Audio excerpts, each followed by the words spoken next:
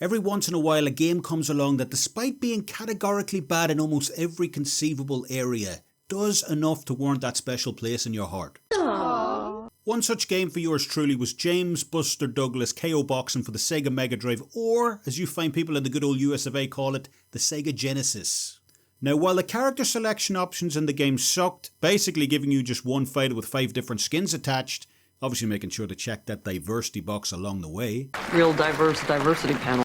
There are other issues. The game suffered from an extremely short campaign mode as well that you could basically finish in about 20 minutes flat. And tactically, look, who am I kidding? There are no tactics in this game. It's easy to see why Buster Douglas KO Boxing wasn't exactly loved by critics at the time of its release, with Melted Joystick giving it a 1 star out of 5, Sega Does giving it a grade D, and British magazine Mega ranking Buster Douglas KO Boxing as one of the 10 worst games ever released for the system. That's bullshit. However, these opinions are simply all wrong, and despite all of its many flaws, I had a great time with this game. I mean, look at the graphics on these fighters. Look at that muscle architecture. This was damn impressive stuff for 1990, especially considering what was going on in Hollywood at the time. What the fuck is that? Not only were the fighters graphically impressive in this game, the extra little details included also, such as the referee who constantly shadows your engagement throughout with a smooth sideways shuffle, or the back legs coming off the ground for the fighters as they lean in for a big punch, and the crowd. Well, maybe not the crowd. So without further ado, let's dive into what I consider one of the most underappreciated boxing titles of the 4th generation. James Buster Douglas KO Boxing started life as Final Blow over in Japan, an arcade video game released in 1988. The game itself was a big hit over in the East, ranking as the 3rd most successful table arcade unit in the country for June 1989, and that success led to its many subsequent conversions and ports for various consoles. Early ports of the game to the Amiga, Atari ST and Commodore 64 kept the name Final Blow intact, yet just a few months later the entire boxing world was flipped on its head when James Buster Douglas, going in as the huge 42-1 underdog for that fight, upset heavyweight champion Mike Tyson over in Tokyo, Japan in February of 1990, just a few months after those initial port conversions of Final Blow, and something that presented a huge marketing opportunity for Sega's upcoming port. Long being the gold standard within the boxing video game genre at the time, Mike Tyson's Punch-Out!, released for the Nintendo Entertainment System in 1987, had been a constant thorn in Sega's side for that particular share of the market, with the Rocky game released in that same year for the Sega Master System vastly underperforming when compared to Nintendo's juggernaut. Sega, unable to match either the addictive gameplay or the real-life star power name recognition of Nintendo's title, needed something big to swing the market back in their favour. And they got just that when Buster Douglas stopped Mike Tyson in what was a seismic shock to the entire boxing world. That win for Buster Douglas presented Sega with a huge opportunity to muscle in on Nintendo's market share and potentially gain a significant piece of the highly lucrative licensed boxing market for themselves. A strategy that Sega had already found a ton of success in with other sports, with their "let's put real sports stars on the covers of our games" marketing approach, which had already brought in the likes of Joe Montana, Bill Walsh, Pete Sampras, among many others. Of course, that strategy proved to be a massive success for Sega in their console war with Nintendo, especially over the US, with the Genesis outselling the SNES across 4 straight Christmas seasons, largely owing to tying up those licensed sports stores, and James Buster Douglas KO Boxing was no different. While actual sales figures for James Buster Douglas KO Boxing are hard to come by, its current resale value on sites such as eBay and Amazon do show that it must have been at least quite successful during its initial run, plus the fact Sega then followed up that success by releasing no less than 7 additional boxing titles across the Mega Drive's / Genesis's lifespan. These titles included such solid boxing games as Boxing Legends of the Ring, which released for the Sega Genesis 3 years after Buster Douglas KO Boxing, a title we unfortunately didn't get over here in PAL regions unless you were lucky enough to own the superior SNES port, that is. Plus Greatest Heavyweights also, which released just a few months later at the back end of 1993 and was a Sega Mega Drive exclusive, along with probably being the best pure boxing game on the platform, following on from its forebear Evander Holyfield's Real Deal Boxing success just a year prior. However, none of those titles might have ever seen the light of day had it not been for the success of James Buster Douglas KO Boxing, the Mega Drive's very first boxing game. Now, before we get into the story and gameplay and all the rest of that other good stuff, if you're enjoying what we do over here at the Randomizer, please consider liking the video and subscribing to the channel. It helps us out a ton. And as always, thank you for taking the time to watch. And now back to the video. Now, I'm going to lay this out straight. Buster Douglas KO Boxing was basically a cash grab by Sega back in the day.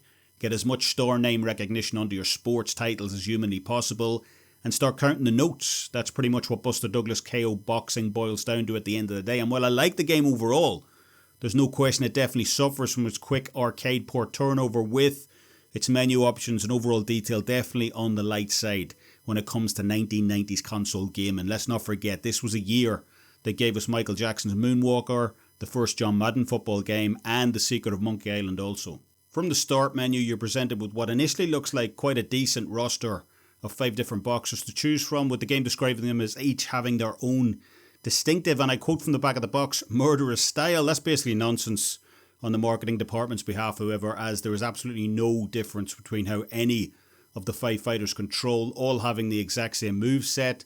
And this one fact alone is the primary reason why many people actually prefer the Sega Master System version of this game, despite the overall downgrade in visuals. With your chosen boxer in tow from a choice of either Dynamite Joe, King Jason, Kim Nang, Fernando Gomez, or the cover star himself, James Buster Douglas, who replaces Kid Dynamite from the original arcade version of the game, you're tasked with winning the championship by defeating each of the other 4 boxers in succession. Of course, this isn't the end of the game, as each of the 4 boxers you've beaten previously are now out for revenge, lining up to take your title, which you must defend in 4 successive title matches. Once this is completed, the game's final boss, Ironhead, shows up, and oh boy, Ironhead is certainly no joke. And he's strong. Too strong. I suffered knockout after knockout after knockout against the Lucha Libre wearing hard man before I gave up on my first character choice, poor old Kim Nang. Oh, that looks painful. And decided to try my luck with a different fighter, namely King Jason, hoping my prospects would improve. This was obviously before I realised that all the fighters basically played the exact same way. With Kim Nang, I tried to box Kylie at first, setting up my jab and then coming down the pipe with some heavy straight left hands, and that seemed to work for the most part, doing a ton of damage to opponents and often getting me the knockout as a result. This was rinse and repeat for me for pretty much my entire playthrough with King Nam, and I unwisely thought I'd kind of mastered the game at this point. That was obviously before I ran into Ironhead, who quickly put a stop to those foolish notions. That's embarrassing. On my second playthrough ever, this time with King Jason, I decided to change things up a little. A few of the online reviews I had read previously said I was overthinking things a little too much, even with my simple jab, straight strategy with King Nam, and that the game was basically a button masher. A plus C combined with either the up or down buttons for head and body produce lethal haymakers in the game, and while I was initially a little bit sceptical as to just how effective this strategy would be, boy oh boy, I didn't have to wait around too long to be proven otherwise. Just one connection with one of these huge haymaker shots is often enough to finish a fight immediately, and my run through with King Jason was basically a demolition derby as a result, with me absolutely mowing down opponents with one shot, either the massive haymaker uppercut or the huge haymaker right hook. Of course, just like last time though, my KO party quickly came to a crashing halt when I ran into my old pal Ironhead. Once again, I started taking L after L after L against this final boss, and honestly, I was ready to pack it in at one point. Fuck this. Clearly, trying to be strategic didn't work, using that jab and straight left over the top with King Nam. The haymaker approach with King Jason, which, up until that point at least, had basically demolished every single other opponent in the game, clearly didn't work either, as Ironhead was basically just eating those shots for breakfast. My last ace in the hole before I finally put this game to bed and put Ironhead in along with Whizpig from Diddy Kong Racing as probably one of only 2 final bosses I could never beat. I decided to try the age-old strategy of spamming defense and trying to win on the cards. Unbelievably, this strategy worked, as for whatever reason, Ironhead couldn't seem to target me up close in a crouch position, and then I was then able to spring up, hit Ironhead with a quick jab to the face before shelling up quickly again, a skill set I like to call the Devin Haney special.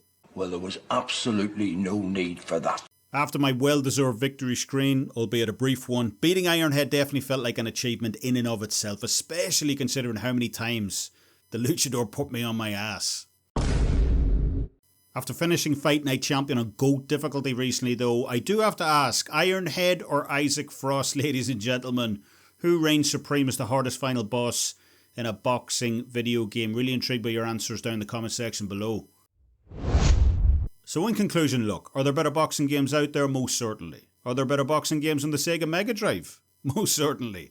Many people, although I haven't tried it for myself, also say that this version of James Buster Douglas KO Boxing isn't even the best one, as we highlighted earlier. That accolade belongs on the Sega Master System, so imagine getting outdone by your older 8-bit cousin in that regard. However, I don't care about any of that. Once you boot this bad boy up and start trading shots with Kim Nang or Dynamite Joe, the adrenaline starts to kick in and this game doesn't disappoint. The haymaker shots are one-punch finishers. The sound of the straight left's crunching bone becomes a symphony, and when you finally see your opponent crumple to the floor from your relentless onslaught of straight lefts and rights, friends, there aren't many better feelings in the whole of 16-bit gaming than this. You ain't lying. Are there technically better games? Sure, but this game delivers where it counts, in the pain department. Plus it's got Fernando in it.